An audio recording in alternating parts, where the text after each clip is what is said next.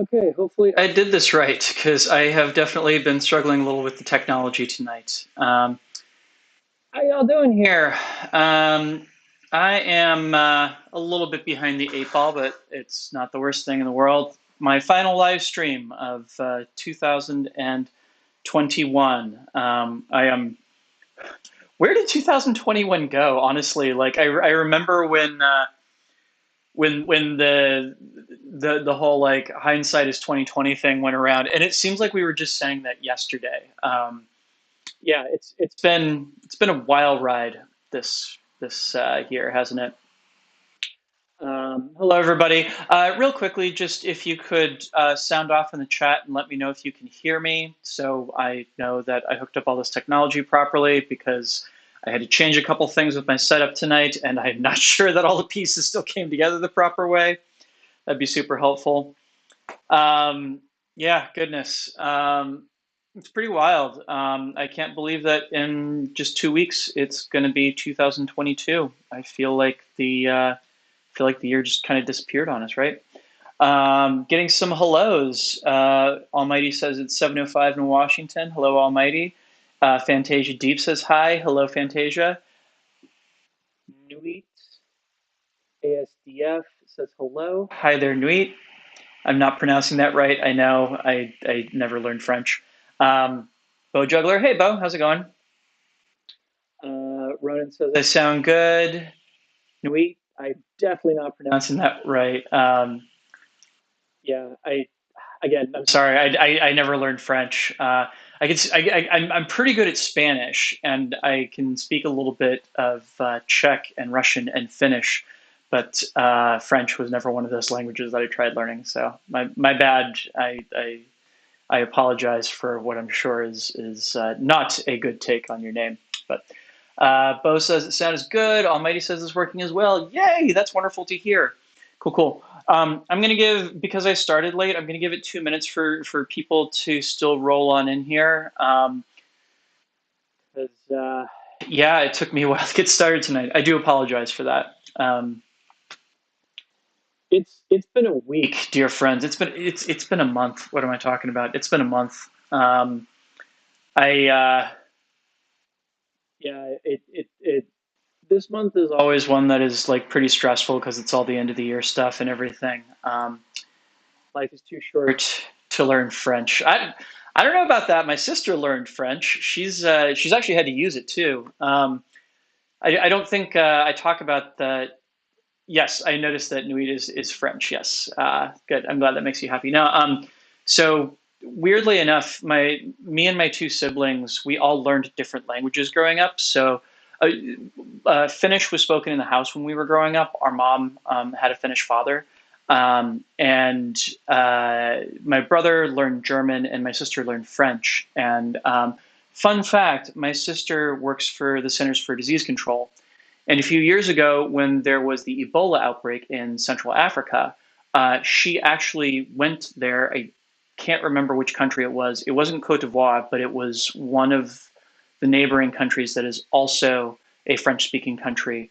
Um, because, well, quite frankly, they needed people from the CDC to go out there and help them collect data in the field. And my sister could speak French, so they were happy to have her. So it's pretty cool. Unfortunately, only one of us learned French, and it wasn't me. So for those of you out there that are in El Mundo Latinoamericano, I got you. But unfortunately for the French speakers, not so much. But anywho, we are now at 10 past the hour. I will go ahead and take the live stream to 5 past the hour when we get there because I started late. But so this is going to be a really weird live stream because I was kind of racking my brains for what I wanted to play around with this month, and I just randomly ran across a photograph of, oh, Sir Scylla Wolf says, hi, Adrex, I'm finally able to make a live stream. Yay, we're happy to have you here. Actually, and also sound off in the comments. How are you all doing? How's your December going? So as I was trying to come up with a topic for this month's live stream, I was thumbing through some old content on Instagram, and I happened to run across a couple long exposure, excuse me, photographs that I had done of different poi patterns, and specifically star-based poi patterns. And I realized that there's like this entire rabbit hole I went down more than a decade ago about learning about star geometry and the ways that that impacted my poi spinning that I've never made a video on. So I thought I would do that tonight because I don't usually do holiday themed stuff, and I guess creating stars is the closest thing I could come up with. So here we are, right?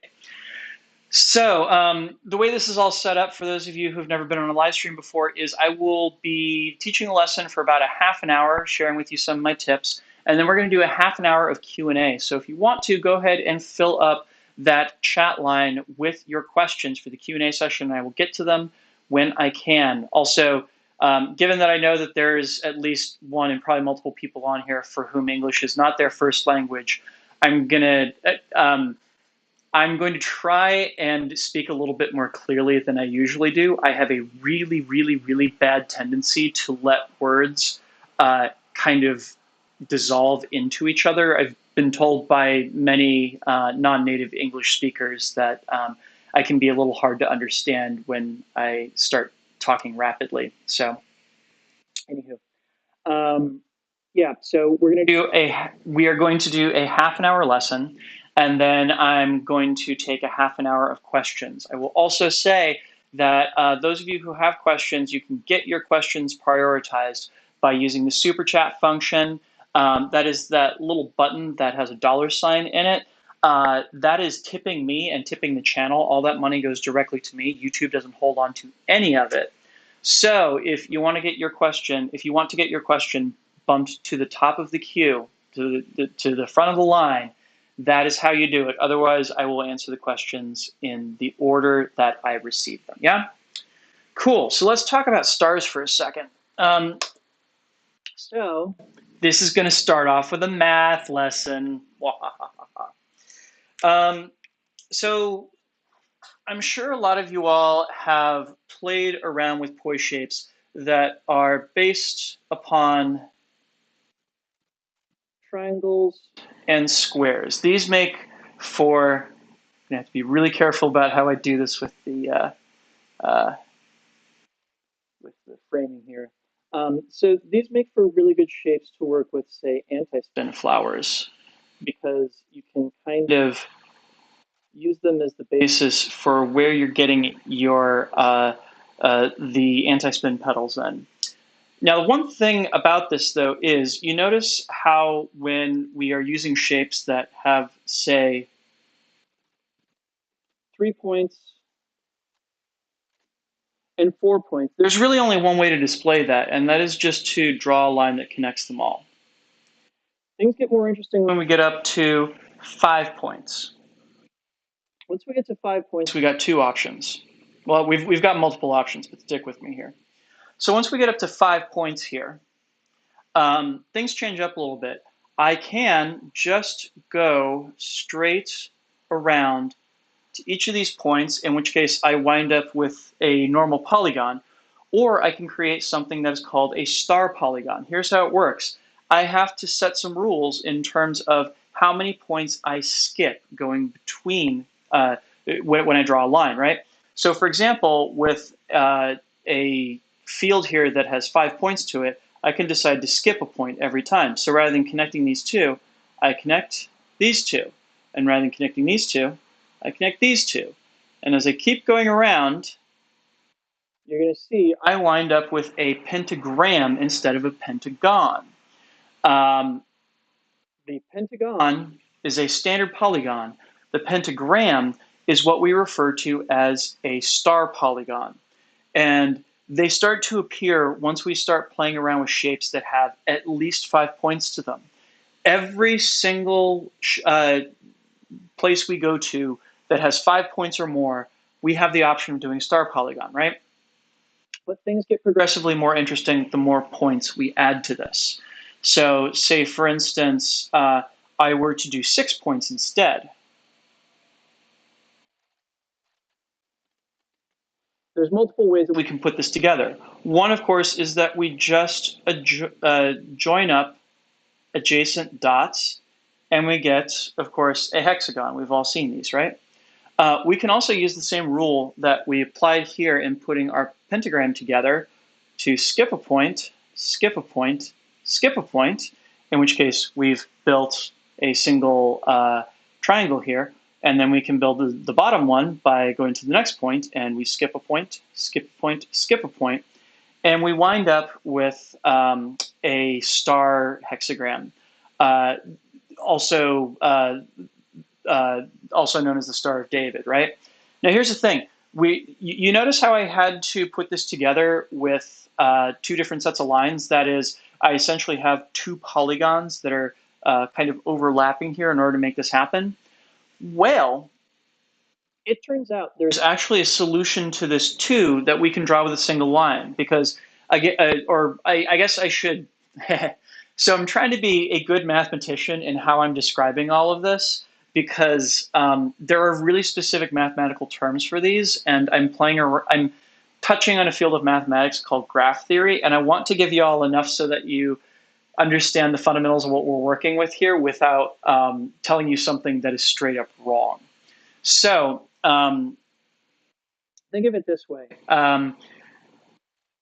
When I put together this pentagram right here, I can do so without having to lift up the marker, right? I can just keep it going the entire way through. I cannot do that with this star hexagram here. I have to lift up the marker and go to a different point and start drawing from there. But there is actually a way to draw this without lifting the marker. And that is that I have to cheat a little bit and change the rules. So I can start off once again by just skipping a point. But now, rather than skipping another point, I'm going to skip 2 points. I'm going to skip another point, and I'm going to skip 2 points. I'm going to skip another point and skip 2 points. I think I screwed this up already. That's okay. And I'm going to skip a point and come around and skip 2 points. I definitely screwed this up. Let me try that again.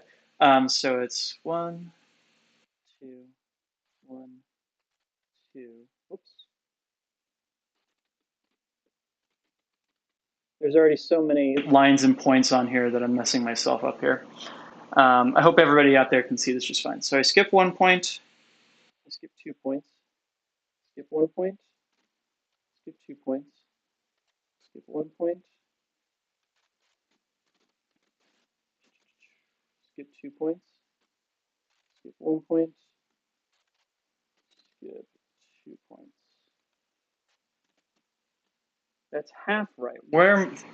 Sorry, I should have practiced this before I got on. This gets a little confusing at a certain point. Oh, I know what I did wrong. I kept on going. Good Lord. Whoops. Skip 1, skip 2, skip 1, skip 2, skip 1, skip 2. And now I have drawn my star pattern without lifting up the pen. There is a variation on this. Let's see if I can draw it. Oh, that's right. That's right. That's right. That's right. Yeah, there's a variation on this that is called a unicursal hexagram. This also works. This totally works. This involves working backwards. So like, so for my 6 points right here, I go here, and then I go back. So it's like I'm drawing a Z, and then I go here, here, and back. So I draw a second Z going the other way. And I wind up with a hexagram that, again, can be drawn with a single line, but that actually returns me to the point that I started with. So like in graph theory, we would refer to these as Eulerian and Hamiltonian paths. That is, I believe an Eulerian path is one that goes between all of these different points and completes, and a Hamiltonian path is one that completes in such a way that you can go through the path again a second time.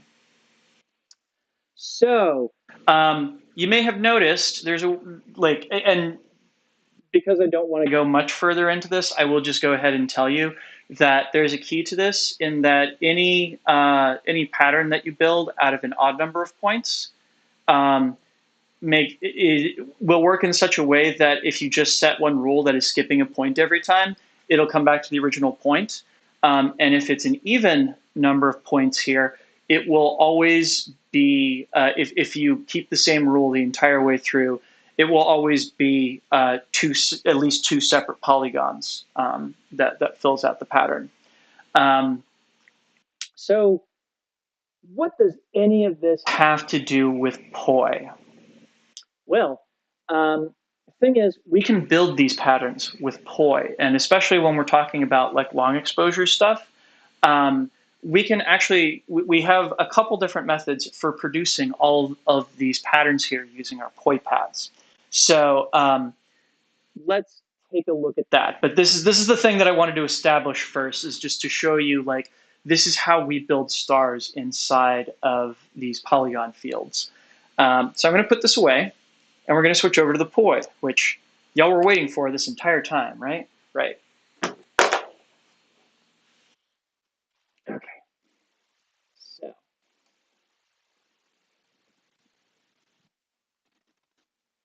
So there's really two ways that we can go about building these. The first is to use a technique that is, so it's two different kind of linear patterns. Linear pattern is whenever you have your hand move in a straight line, right? So say, for example, you're producing Zan's diamond. You're moving your hand along linear segments as you're doing that. There's like, you go, why is my camera face so far down? That's weird. Sorry, I'm going to fix that right quick because I want y'all to have a better perspective on what I'm doing here.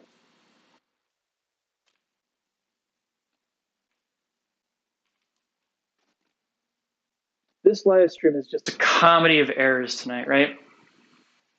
Anyhow, so when you do Zan's diamond, you're moving your hand around in a straight line and letting the poi spin around it as it goes from place to place, right? Cool. We can apply the same idea to these star patterns. So remember, like, it's very, very common for us to use a three-pointed pattern to say, do a triquetra. That is, I have a point at the top, left, right, top, left, right. Yeah? Now, I can also do a four-pointed pattern, going across, down, right, up, left, down, right, up, left, down, and basically trace out the points of a square. Now, these same rules can be used. Oh goodness! I literally like shoved dinner in my face right before I started this, and now it's coming back to bite me. So we can also do this with our star patterns. So remember that we have the option of doing a five-pointed pattern here, which, if you want to do as a pentagon, it's fairly easy. All you do is go up, left, left, left, or right. So head, left shoulder, left hip, right shoulder. Head, left shoulder, left hip, right shoulder. You get the picture, right? My friend Alien John will sometimes think of this as being like you take the bottom half of a box mode four petal anti-spin flower and attach a diamond diamond oriented four petal anti-spin flower to the top of it. Your mileage may vary on this. But the other option is, since we have these 5 points, we can start to skip a point. So rather than going straight from my head out to my left shoulder, I can go straight from my head to my left hip. And rather than going straight to my right hip, I can go out to my right. Rather than going to my head, I can go to my left shoulder. And rather than going to my left hip, I can go to my right hip. So it's head, left hip, right shoulder, right hip. And as I drill that going around, I can produce an anti-spin pattern that looks quite an awful lot like a pentagram. I have tried changing my frame rate on the camera so that it's like tracing out a little bit better, but results may vary, apparently. Sorry about that. Anywho, but that's not the only option that we have to work with here, because there's also a thing that inspires fear in the hearts of people that did tech poi 10 years ago, and that is the word toroid. What is a toroid? Well, a toroid is basically a version of a poi trick in which the plane is always facing on end towards the audience. So it looks like you're drawing out straight lines rather than curves like you would with kind of two-dimensional spinning. It's a type of 3D spinning that kind of like came into vogue around 11 years ago, and it's extremely hard to make it look clean. It's extremely hard to train this technique. And so it kind of fell out of favor, both because a lot of the tech around it winds up looking really sloppy because the majority of the people that are doing these are not doing them particularly well, but also just because it wound up being those things that there were other 3D techniques that people were more interested in pursuing. But toroids make for a great complement to these stars because, especially if you're doing long exposure patterns, if you can do them with toroids, you wind up with straight lines instead of the curves that you get with anti-spins, right? So how do we do this? Um, Basically, you take the poi and buzzsaw plane right here, and you go up and down to your left hip. As it comes up, like towards your chest and everything, you pull it over to your right shoulder so that it's in a horizontal plane. And as it comes around in front of you, you push it away over to your left. And then as it's coming back towards you, you pull it down towards your right hip. And then it comes back up to your head, at which point it feels like it's now going reverse. Let me show you that from the side here. So we started going forwards, and we take that down to the left hip, over to the right, over to the left, down to the right, and up top here, yeah? So now we have to do two of these in order to come back to having the poi spinning forward, so back to where we started here. So again, we go down towards the left hip as the poi is coming out away from us. We go out towards the right-hand side with the poi in horizontal plane. We brush it past our nose over to the left, and it's going out away from us. We go down towards our right hip, and then we can bring it back up. So again, from forwards, we go left hip, right hip, up. We're in reverse. And again, we go left hip, right hip, and back. And when you speed that up, you wind up with something that looks a little bit more like the five-pointed star that you might be used to seeing, because we're now drawing with straight lines, at least from the audience's perspective, instead of curves. Now, another reason that toroids never really caught on is that a lot of what's possible with them is stuff that only gets revealed through like long exposure photography like this. And most people, when they're watching poi, they're not actually like, unless it's quite dark out, they're not able to pick up on the entirety of the pattern. They're only picking up on what's immediately going on with the poi. So things like this, to most people, literally just look like you're going back and forth between like a two-beat weave and a corkscrew, which, you know, it has its applications. But we also outlined how we can do this with 6 points too, right? I'll just show you that real quick. So one option would be that you have both of the hands going at the same time through the pattern, each tracing out their own triangle. I find it much easier to do this with anti-spin than I do with toroids.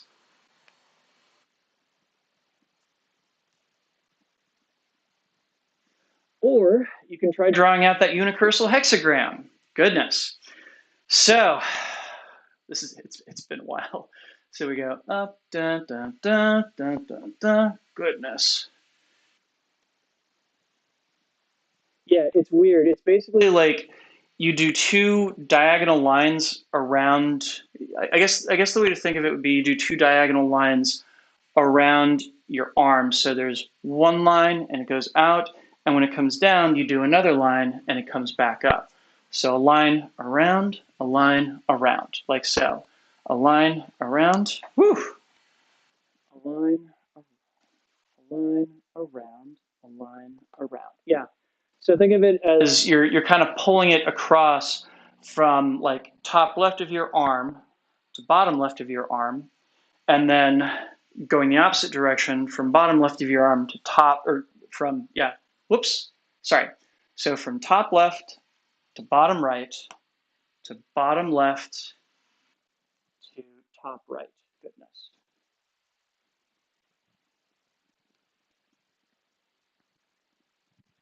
Yeah. It has been a while, friends. It's been a while. So, of course, it's going to be much easier to do this with anti-spin. But the problem there is that you're going to have to switch the direction of the poi at one point, because it's only anti-spin if the hand's going one way, and we have to reverse direction in order to complete this pattern. So unicursal hexagram, definitely a better fit for toroids, whereas the Star of David hexagram, I feel like, is a better fit for anti-spin flowers. What can I say? And you can always play around with star patterns that have more points to them. I personally feel as though they get less and less intelligible the more points that you add to them, but your mileage may vary here. I'm sure there are people that can come up with some really, really beautiful long exposure photography that use 7, 8, 9 points, what have you. Just takes training and some patience, right? I will say though that definitely my favorite one is this 5-pointed star with a long exposure in toroids, because it really pops. In fact, that is what I am doing in the thumbnail for this very video. So with that, yeah, I think it's time for Q&A. Thank you all for sitting through my math lesson. I appreciate it. So let's switch back over here. All right. And let's see what people have been asking about. Oh, and real quick, I forgot to say this at the jump. Tech Tips is sponsored by Ultra Poi. If you like these here orb poi, these LED contact poi that I use for this video, you should go check them out on ultrapoi.com and use my promo code DrexFactor with a 0 instead of an O. May still be possible to get them by Christmas time. I don't know, but I'd recommend looking them up and giving them a shot. Yeah, so DrexFactor with a 0 instead of an O at ultrapoi.com. It both gets you a discount and it helps out the channel. So everybody wins. Thank you, UltraPoi, for sponsoring these live streams. All right, now let's see what everybody has been saying here. I'm quite a bit behind here. Priscilla Wolf. I'm newish to poi spinning. Your tutorials are really helping me progress quickly as a spinner. That is so good to hear. I'm so glad to hear that. Ronan, Martian, Eidolon, Ermiger, great topic. Yay, I'm glad to hear. I hope you still think it was a great topic after I just dropped all that math on you. Also, just to put this out there actually is a notation for talking about these star polygons and how to put them together. I didn't go over it tonight because it was like another layer deep to explore. But I do recommend you check it out if you have the time and inclination. It's a good time. Yeah, basically it consists of saying how many points there are in the pattern and how many points you skip each time. I just didn't go through it because I thought I was already giving you too much math. Almighty says, Drex is the poi guru. Oh, thank you. Oh, shoot. Sonic Hill gave me a super chat. Thank you so much, Sonic Hill.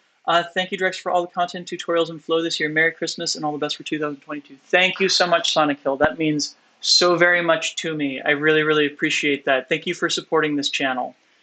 It actually does mean the world to me. So I appreciate you. I'm glad you're out there. Kurt Hobbs. Hey, Kurt. How you doing, man? Have you ever tried triquetra versus static spin with the poi in regular butterfly orientation rather than reverse butterfly orientation? Yes, I think so. I find it possible with the hand doing the static spin, sitting on the shoulder of the arm doing the triquetra rather than the armpit. Interesting. But it is uncomfortable and looks sloppy. Yeah, any tips for cleaning this up? Yeah, so I know what you're talking about here. So We'll switch back to full body. Um, so what Kurt is referring to here is almost every time I do static spin versus triquetra, I'm doing it from this kind of place right here. And you'll notice that when I stop that, the poi are spinning in reverse butterfly. That is, they're coming up through the middle rather than down through the middle, like you would in a forwards butterfly. Why do I do it this way? Honestly, it's just the way I was taught to do it. I don't think there's any great mystery here. Maybe like a piece of it is just that like I'm counterclockwise or rather clockwise dominant, and this is the orientation of it where my right hand, that is my dominant hand, is spinning my dominant direction. So maybe that has something to do with it. But it is totally possible to do this going the other way as well. I also find this somewhat disorienting and uncomfortable. It's doable, but as you can see, it's not quite as clean as going the other way. So here's the thing. I don't actually, regardless of whether I'm using the reverse butterfly or the forwards butterfly, you notice that the hand that is doing the root trick, that is the static spin, it's not in my armpit, either which way. I'm like anchoring it right here at the point where my shoulder connects to my chest. Um, and this is just to make sure that it is at a point that the triquetra arm can reach to. Whether it is going in a normal butterfly, or I guess I should call it a forwards butterfly. I don't know what our terminology is for this, or a reverse butterfly like so. I'm going to start using these more often. There could be some fun things to be gained by going back and forth between these. So, like, I'm trying to think of why I would need my hand in my armpit for either one of these. I guess maybe to like clear out a little bit more room, or to like kind of remind myself that I need to seek a little bit more clearance. But truth be told, my hand is sitting in the same place either way. Like it maybe drifts a little bit more going the forwards direction simply because it's the one that's unfamiliar to me. But if you look right carefully, it's pretty much in the same spot. It's always in front of my shoulder, and it's the closing and opening of my shoulder that create the room that it needs to get around. So I would say that's the thing to drill, is honestly see if you can get it to the point where you can get that static spin hand pinned to the shoulder, not under it, not over it, but in front of it. And once you've got that, you've got the trick going both ways, straight up. There's nothing about it that, whether you're going forwards or reverse, changes at all if your hand is in this position. It winds up being the exact same thing either way. So that would be my suggestion there. Give that a shot. Good question. Oh, yeah. Let me switch back here. There we are. Sir Wolf says, I'm proficient in butterfly and working on stalls now. Excellent. Keep up the great work. Stalls are one of those things that like really you're going to be drilling, making them clean for the entire time that you're spinning. So there will never be a point at which practice for that is a bad idea. Yeah, never give up on that. Whole bunch of people giving feedback on the different star polygons that I was drawing. I appreciated everyone. Keep drawing it and it makes sense. Yeah, right. It's not a static pattern resolve, move it. My inner nerd is so very happy right now. Bending planes in order to condense your light path is friggin' brilliant. I know. I wish I could claim. I wish I could claim credit for it. So like the kind of brain trust around toroids was a group of people that lived in the New York City area roughly 11 years ago, I want to say, like Teddy Petrosky, Charlie Cushing, etc. And they came up with what I think is the most comprehensive framework for describing toroids, which they're the ones that came up with the idea of isobend and anti-bend and pro-bend and all that. And it actually, it took me a while to understand all of the concepts that they had put together. But once I did understand it, it was like, oh, okay, this is how we ought to be talking about these patterns. And I can't remember who was the person that noticed that like we could start drawing straight lines with them, but yeah, there was definitely there was a point at which we started playing around with the idea of splitting the difference between curves and straight lines by switching up wall plane oriented moves with toroids, and some interesting things came out of that. But it's also one of those things too. This is another thorny issue with toroids is that they only look good from one perspective. Like you look at a lot of poitrix like kind of on a diagonal, and the stuff that is all like in wall plane will still more or less be legible. You can tell what's going on there. Toroids, the moment you get even a few degrees off of like a full perspective, the audience's perspective and everything, all of a sudden it becomes like you start to see the curves emerging again, and it starts to look a little bit messy.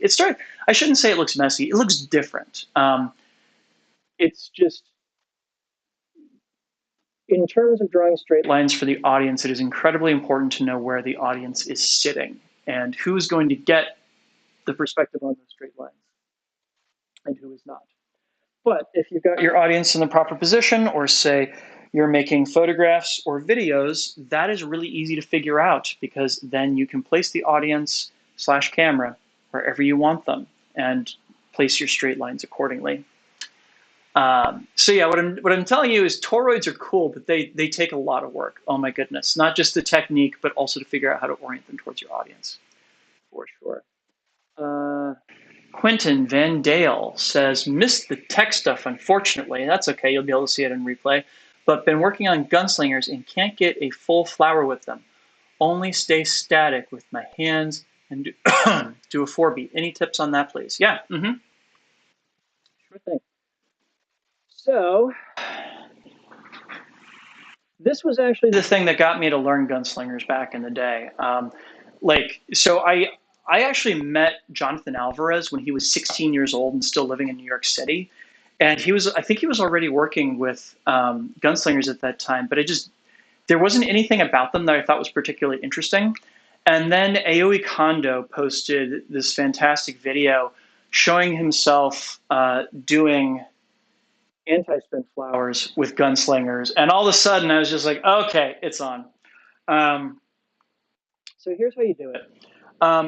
First up, make sure you know how to do your forwards 2 beats, that is your thumb lead, and make sure you know how to do your reverse pinky lead, also 2 beat, right?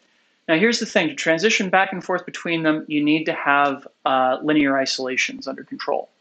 So what that means is, as I'm going from my forward side to my reverse side, this moment here where my thumb end is coming up through the middle, boom, I want to like kind of pop it up like I'm stalling it and let the pinky end go underneath it. Once that happens, I can enter into the pinky lead 2 beat on the other side. Now, again, when that pinky end is going down my front side, right there, there, I can go ahead and stall it down just like I did the thumb end as I was coming from the forward side, right? Now, as I do this, I can let the thumb end come around and start leading to the other side. So I do a linear isolation and switch to pinky lead. I do a linear isolation and switch to thumb lead. Pinky lead, thumb lead, pinky lead, thumb lead. Pinky lead, thumb lead, pinky lead, thumb lead.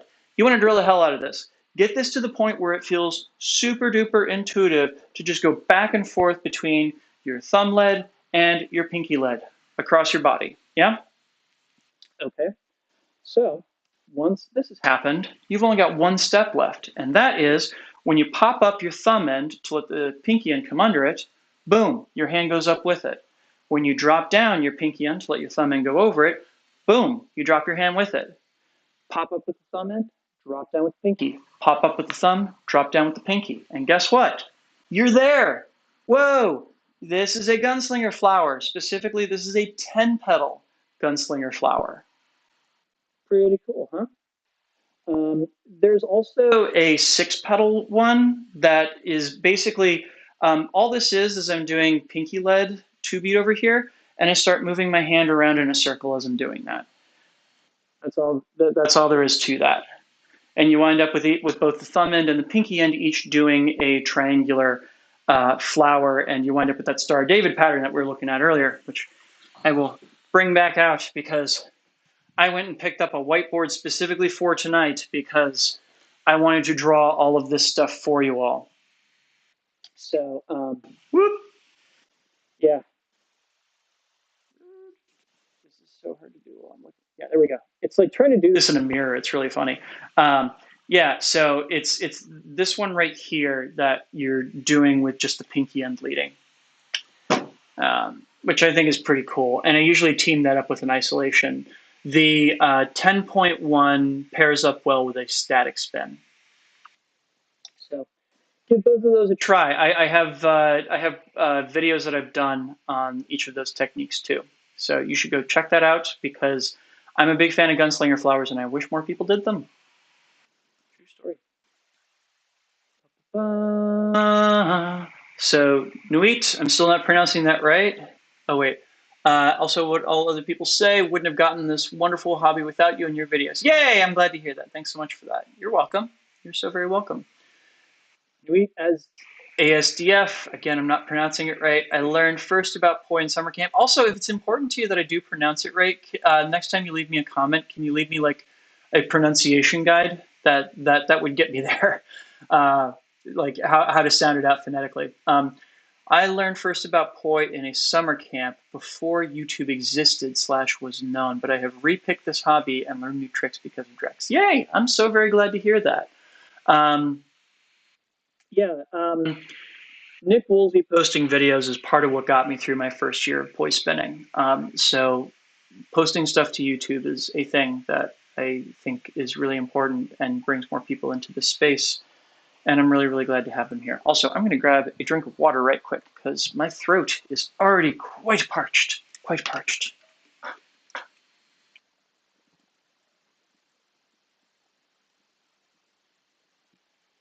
Your boy's been talking a lot out here. Ronan Martian Eidolon, speaking of another name I'm not pronouncing right.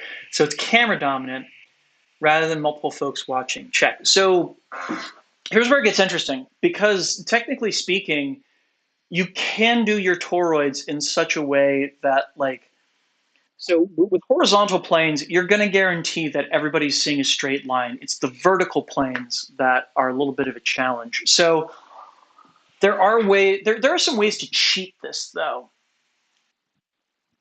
So for example, I could start off with like one of these planes right here and move around to this plane and then move back to this plane and then over to this plane and back around to this plane.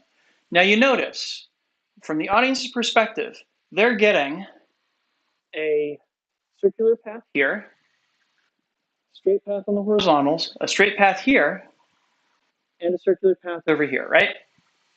So if I were to take that pattern all around my body, I could do this in such a way that I could guarantee no matter where somebody is sitting, they are getting the impact of seeing at least one plane that looks pretty close to vertical and one plane that looks like more of a curve, a circle. So there are ways to cheat it. It just, again, it takes practice and it takes really thinking of the tool working in 3 dimensions instead of 2. And it's just, it's a different way of thinking. It's a way that we don't normally frame this. And it's challenging. And this is part of why toroids only went so far before people started getting like, which I don't know, maybe toroids are due for a comeback. I'm certainly here for that. I have also found too that toroids are a really, really good technique for say so normally when we want to do a timing and direction change, we're going to use one of 3 tools: a stall, a pendulum, or a throw.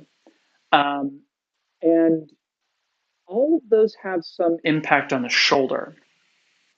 The thing is, you can also do timing and direction changes with toroids, and it has less impact on the shoulders. So I don't know. That might be kind of a good way to sell it to people. We'll see. Thank you for the question there, and also keep the questions rolling in, everybody. It doesn't just have to be about flow arts. I'm happy to answer anything that's on your minds. These are the last this is the last live Q&A of 2021. So any and all burning questions, let them come my way. Um, Quentin Van Dale. It's the pinky lead thing. Yes. Haven't even got that one down in normal meteor style, but good to know. Thanks, mate. You're welcome. Yeah, it's literally going back and forth between them. That's all there is to those gunslinger flowers.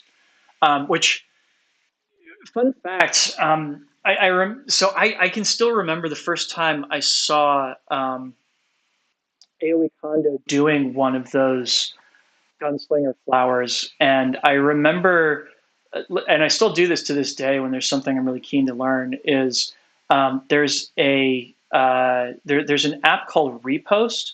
So I'll like repost somebody's video and pull it into iMovie, and like watch it at halftime, and sometimes even go through frame by frame to try and break out what exactly is going on.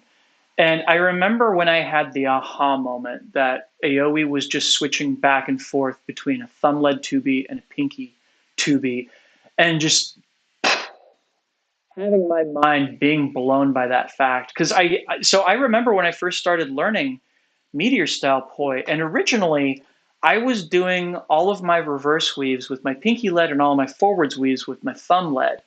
And at a certain point, there was somebody who saw me doing this and was just like, no, no, just use thumb lead all the time. You can do like a 4-beat reverse weave on your other side. Don't bother with that pinky lead crap. And I was like, oh, yeah, this is actually much easier. And it's funny because, oh, thank you, Kurt. Thank you. Thank you so much for the super chat. Thanks, Drex. Your help is always appreciated. You're so welcome, Kurt. It is my pleasure to give it to you all. It's definitely my pleasure. And also, thank you, Kurt, because like you have been one of the regulars on these live streams, and you're usually one of those giving me the super chats. So thank you so much for supporting the channel this year. It really, truly means a lot to me. You've been an absolute rock star. It is one of those things that I think about on occasion of like, if this kid hadn't kind of like come at me and been like, oh, just do it all thumb led, that's much easier.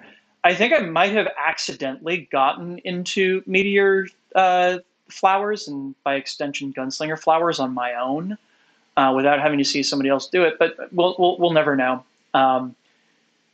Yeah, but it is something I think about on occasion. It's like, wait a second, I was on that train when I first started. Now, but yeah, there was definitely a really cool aha moment when I put that together. And truth be told, that was the moment when I decided to start learning gunslingers. That was the trick that I wanted. And of course, it like a lot of people had like picked up the basics of gunslingers from John Alvarez at that point, but John really wasn't doing anything with flowers. He was just like doing stylish stuff with the entries and exits.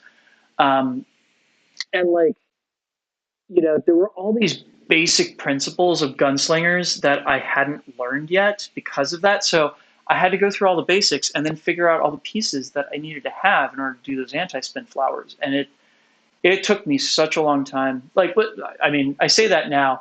It took me 3 months of practicing at least an hour a day on those. Well, and of course, my goal was to be able to do them with both hands and split time opposites. And I actually, the year I took that up, I finally like I figured it all out on Christmas Eve that year. I was just out for a walk and decided to sit down and work on it, and that was the first time I got those gunslinger anti spins and split opposite. And oh, I was thrilled. I was so happy about that.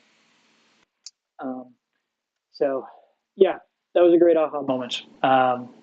Long story. I hope y'all don't mind me talking your ears off here. Uh, yeah. Oh, if you still got time, any tips on that? Any tips on doing pinky lead? I mean, it's the same thing as thumb lead. You're operating on the other side. The big problem is if you're operating with poi that are not evenly weighted, um, learning to do the pinky lead and takes a lot of work because you have to put a lot more effort into the pinky side than you do the thumb side. Like when you're doing the thumb side, you can like do a very small amount of effort, and the poi will basically find its way there. But with the pinky side, it's longer and it weighs so much less. So you really, really, really have to crank your wrist into it to make the poi find the spot that it's got to go to. Um, Also, too, if you want to learn this, I have a course available on my learning site at learn.directsfactor.com that teaches some of the basics of Meteor, and I believe that the pinky lead reverse two beat is in there. So you should go. You should go check that out for sure. But yeah, it's going to be practice. It's just going to be a lot of practice. Maybe in a way I was lucky that I did it the wrong, like it wasn't the wrong way, but that my intuition was to do it like the reverse side pinky lead at first. Because then when I came back to it, that was super, like that part of it wasn't challenging at all for me. It was just, it wasn't really a flex. So yeah, there's my Meteors course, and also just practice it. And if you're using poi that aren't evenly weighted, part of the problem there is that they're not evenly weighted. One side is lighter than the other one. So the lighter side, you're going to have to get your wrist so much more involved. You're going to notice your wrist having to work so much harder to keep the pinky end going than the thumb end. Yeah. Nuit, SASDF. Oh, you sent me a pronunciation guide. Nuit is pronounced like Neil. Wait, what? There's no L in that. Nile? Neil? So there's a couple different ways that Y is pronounced in English. I don't know if that's coming out more Neil or Nile, but Nile, and Y is French U. Oh, new. Okay, okay, I got it. Or German with the umlaut on top. New. Okay, cool. But if you pronounce it like it was English, I'm also fine with it. New. Where is the L in that? This I know enough about French to know that there are letters that like at times do not sound anything like they ought to. And when it comes to the ends of words, especially sometimes, especially the consonants are just like meh, whatever. So it seems like this is one of those cases. Okay, so nude. That sounds more German to me, but okay, fair enough. Seeking you and other poi artists, I sometimes feel that playing with simple tricks and making variations on them gets a long way. Absolutely, it does. Do you have thoughts on that? Yeah, yeah. So funny you should mention that because I have a whole series of videos called What Comes Next that is totally based on that idea. I came to exactly the same conclusion. And now I'm trying to get more people on that thread as well. So, yes, it is. Oh, it's a capital I. Nuit? That sounds French. That totally, wow. Okay, sorry. It looked like an L in the chat. Nuit? Yeah, okay. That sounds French. That sounds French. Cool. Thanks for the correction there. I'm sorry I've spent so much time tonight butchering your name. My bad. Um, yeah. I have the same feeling, and that's why I do the What Comes Next series. It's the exact same theory. Ronan Martian Eidolon says, I'm so going to nerd on the toroids now. Please do.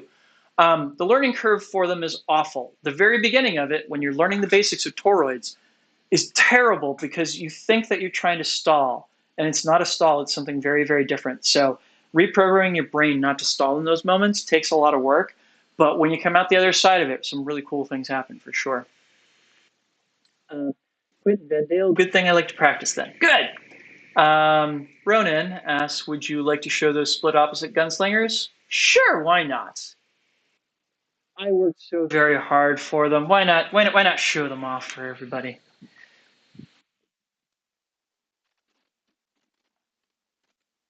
Yeah. So this was the trick I spent a fall and winter learning how to do. Which nowadays this is pretty well lodged in muscle memory, so I can bust it out pretty quickly and easily. But yeah, big fan of that one. I gotta say, big fan of it.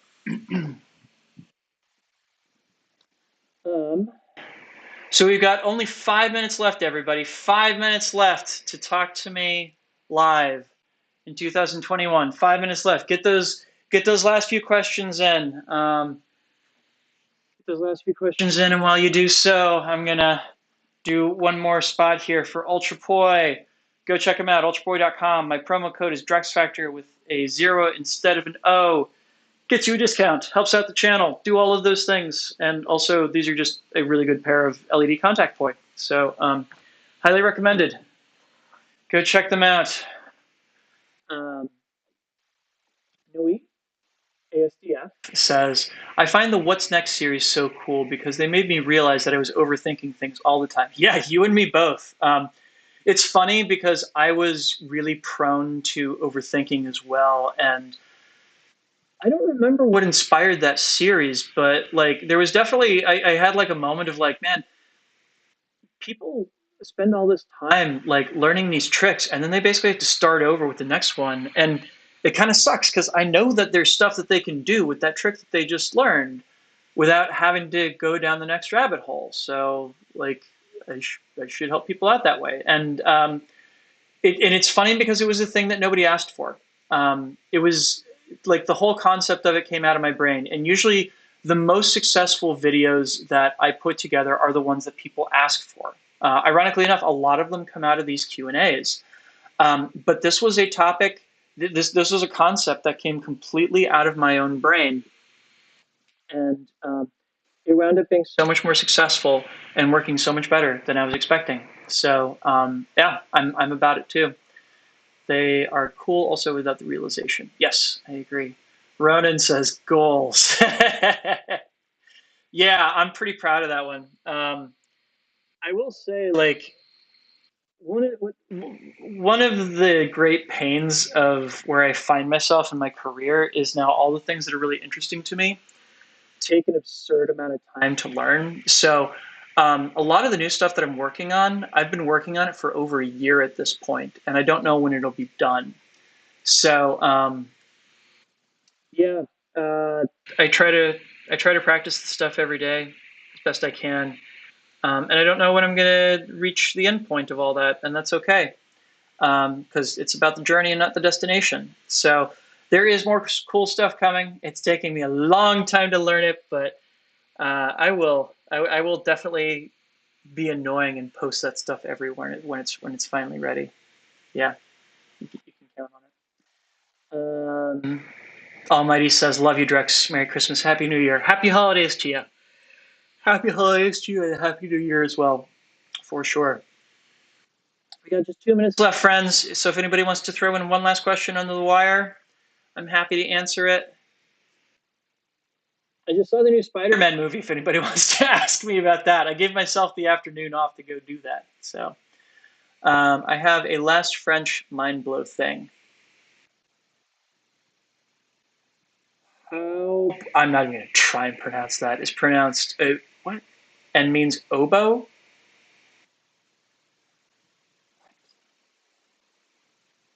Okay, if you say so. Um, Ronan says that's market specialization if you are literally the only person that can. Yeah, yeah, tell me about it. Um, I've seen one other person do one of the tricks that I'm working on, but they did it with evenly weighted poi. Doing it with off-weighted poi, that is the challenge here. That's a thing I've not seen anybody do. But I'm working on it, so I'd be happy to share it when I'm done. Evan Freeman, I just got here. Welcome.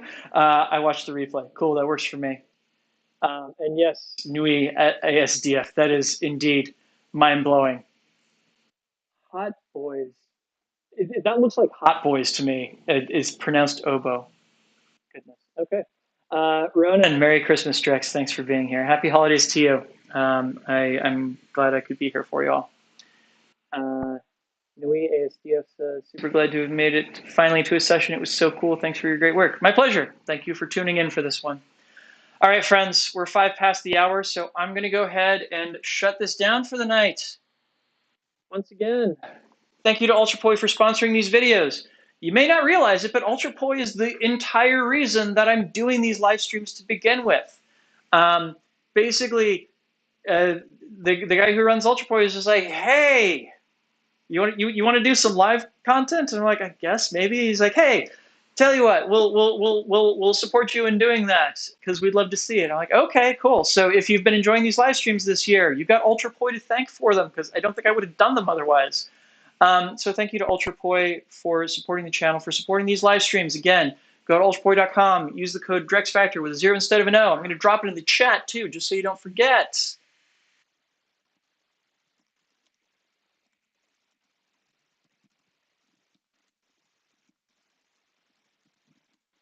Yay. But yeah, it's been a year, and I'm ready for a new one. Not gonna lie to y'all. Thank y'all so much for tuning in. Thank y'all so much for watching. Thank you to those of you who are Patreon supporters. You make the entire channel possible. If it weren't for you, I wouldn't be doing this. Also, thanks to the friends of the channel. Let's see if I can do this off the top of my head. Dark Monk, Flow DNA, Flow Fests, Flow Toys, Juggling Calling, Pyroterra Light Toys, Spinballs, and Ultra Poi. Yes. Yes. I love it when that comes together. And also, too, if y'all want to support me, support the channel. If you didn't have it in your means to do a super chat tonight, head on over to patreon.com, sign up, all kinds of awesome rewards. But yeah, I'm gonna chill for the rest of the night. I think I've earned that. It's been fun talking with y'all, and I can't wait to see you all in the new year. Have a good night. Happy holidays. Take care of yourselves. Oh, I got my vaccine boost the other day. If your boosters are available in your area, please go get them. Don't forget to wear a mask. Take care of each other. Take care of yourselves. And see you in 2022.